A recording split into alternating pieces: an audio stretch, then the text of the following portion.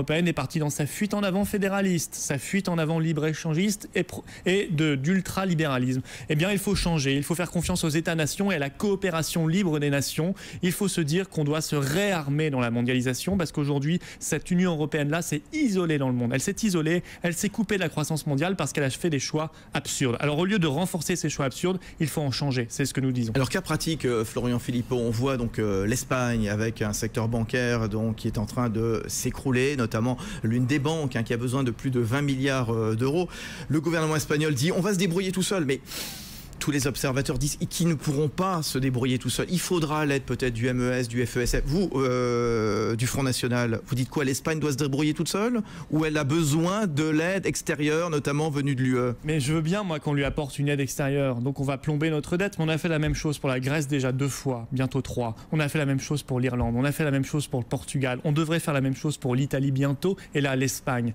Et alors ensuite, dans un an, d'autres banques crouleront et on viendra rechercher de l'argent chez nous. Et chez nous, il y aura une dette qui explosera de ce fait-là, puisque l'argent que nous leur prêtons, il est pris sur notre propre dette. Alors donc, oui, mais l'Espagne, a priori, ne pourra pas se débrouiller tout seul. Et nos pays de la zone euro s'en sortiront à la seule condition qu'on refasse de la croissance. Il n'y a pas d'autre solution. On ne peut pas simplement à chaque fois combler des dettes par d'autres dettes. Ça, c'est pas une bonne gestion. L'Espagne doit quitter, comme d'autres, la zone euro. Il faut revenir donc à la pesette, à la drachme, au franc français. On doit se dire que cette monnaie-là n'est pas viable et que de toute façon, elle nous entraîne dans une spirale infernale. On est en train de le voir. Je sais bien qu'on nous moque sur ça, qu'on nous dit, vous dites n'importe quoi, qu'on a même injurié Marine Le Pen parce qu'elle avait osé dire que la crise de la zone euro n'était pas terminée et que l'euro était plutôt un handicap qu'un atout. Je sais bien qu'on dit ça. Et pourtant, beaucoup d'économistes disent comme nous. Et pourtant, nous avons raison. Au moins, dans le diagnostic, c'est ce qui est déjà pas mal. On devrait se poser des questions, surtout ces experts qui nous expliquent depuis des mois et des mois que c'est terminé et que c'est réglé. Non, c'est pas réglé. Alors, mettons-nous autour d'une table. Faisons en sorte qu'aucun pays ne soit jeté seul hors de la zone euro, parce que ça, ce serait dramatique. Il faut le faire dans la préparation, dans la concertation, ensemble, et se dire, ma foi... Mais quand même ensemble, hein. Ma foi, on en parle tous ensemble. Ça, 95% des pays du monde ont leur propre monnaie nationale. C'est nous qui sommes une exception. Et c'est nous qui nous isolons à vouloir nous entêter dans cette politique européenne qui ne marche pas. Il y a l'euro qui ne marche pas, mais il y a aussi cette politique, je l'ai dit, de libre-échange total, qui est c'est la seule zone au monde où ça se passe comme ça.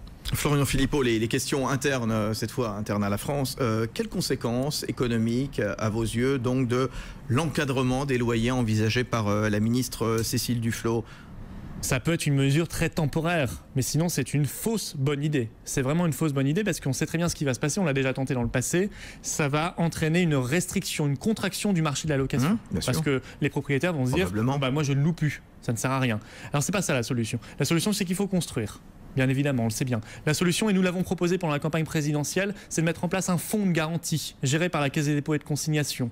C'est-à-dire que le locataire verse l'acompte à ce fonds de garantie et c'est lui qui règle le propriétaire en cas de problème, avec les prérogatives de l'État, les prérogatives de la puissance publique. Ce qui fait que le propriétaire est rassuré.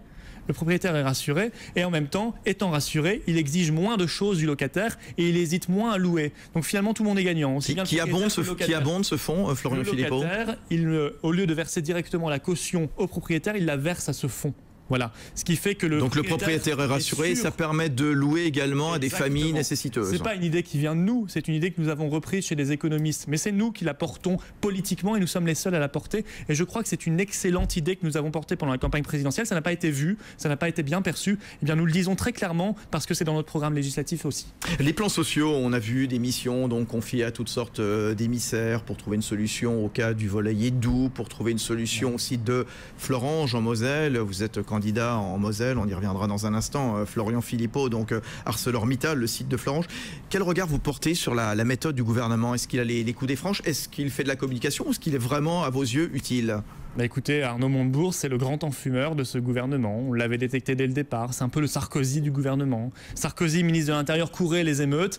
Arnaud Montebourg, ministre du redressement productif, court les plans sociaux. Sauf que le problème, c'est qu'il y a 300 usines qui ferment chaque année en France. Il ne va pas courir les 300 usines, quand même. Non, il y a un fonds stratégique d'investissement. Qu'il intervienne quand c'est stratégique, pas dans tous les cas. La mort des entreprises, ça fait aussi partie de la vie économique naturelle. Le FSI est intervenu à tort et à travers, à vos yeux, Florian Philippot, oui, en ne se concentrant pas sur l'essentiel? Oui, quand il est intervenu dans la maison de 10 de Carla Bruni, j'ai pas trouvé ça très pertinent et très stratégique. Il faut être beaucoup plus stratégique et intéressant que ça. Il faut être ciblé, il faut cibler le fonds stratégique d'investissement sur les projets intéressants pour la vie de la nation et pour les bassins d'emploi.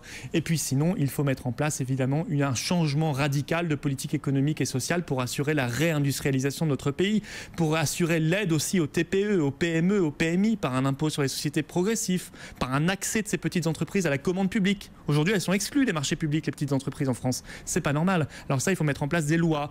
Mais pour pouvoir mettre en place ces lois, il faut se libérer des contraintes de l'Union européenne. Il faut donc être capable de renégocier les traités. Et ça, c'est le rôle d'un dirigeant politique. Et je vois que ni François Hollande ni l'UMP sont capables de ça. Un mot, juste pour terminer, puisqu'on en parle beaucoup ce soir, on y reviendra dans un instant, le procès Kerviel, première journée en appel. Qu'est-ce que ça vous inspire, cette affaire, Florian Philippot, vous, du FN? Ça m'inspire les dérives d'un monde, d'un hyper-capitalisme qui est devenu un peu fou, qui marche sur la tête. Et en même temps, accabler un homme, alors que c'est une dérive systémique. Voilà, cet homme a sûrement peut-être fauté. Il est innocent à vos yeux ou pas? J'en sais rien, c'est la justice qui le dira. Mais s'il a fauté, de toute façon, c'est de toute façon une faille d'un système. C'est de toute façon une dérive systémique. Parce que qu'un homme puisse entraîner à lui seul des milliards de pertes, c'est qu'il y a un problème de système. On ne va pas nous faire croire le contraire. Voilà, Florian Philippot, donc avec nous, porte-parole de la campagne Bleu Marine, la campagne de Marine Le Pen du Front National pour législative. Vous êtes vous-même candidat donc, dans la 6e circonscription de Moselle, dans la ville de Forbach. Et la réglementation m'impose de donner les gens qui vous seront opposés. Monsieur Pascal Schuster, Madame Lola Legrand, Monsieur Pierre Lang, Madame Doris Metzger, Monsieur Abdelkader Dehar, Monsieur Laurent Kalinowski, Monsieur Francis Schmitt, Monsieur Florian Philippot, c'est vous-même, et Monsieur Éric Villain. Voilà donc tous les candidats de cette 6e circonscription de Moselle. Merci Florian Philippot. Merci beaucoup.